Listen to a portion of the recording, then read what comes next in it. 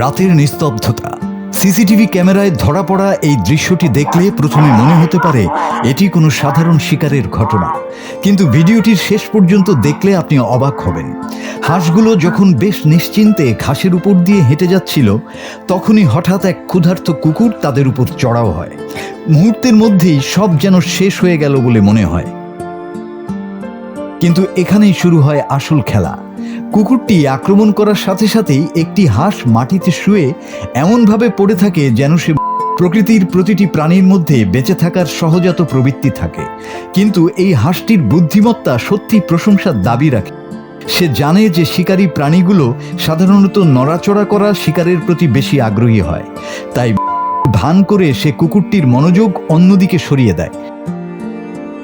কুকুরটি বেশ কিছুক্ষণ তার শিকারের চারপাশে ঘোরাঘুরি করে হাঁসটির প্রতি তার আগ্রহ অনেকটাই কমে যায়। কোনো নড়াচড়া না দেখে কুকুরটি হয়তো ধরেই নিয়েছে হাঁসটি প্রাণ হারিয়েছে, তাই সে আর সময় নষ্ট না করে অন্য শিকারের খোঁজে সরে পড়ে। কুকুরটি যেইমাত্র কিছুটা দূরে সরে যায়, ঠিক সেই মুহূর্তেই হাঁসটি এক লাফে উঠে দৌড়ে নিরাপদ আশ্রয়ে চলে যায়। এটাই আসল সার্ভাইভাল ট্রিক। প্রকৃতির পাঠশালায় টিকে থাকতে হলে শুধু শক্তি যথেষ্ট নয়, প্রয়োজন প্রবল উপস্থিত বুদ্ধির।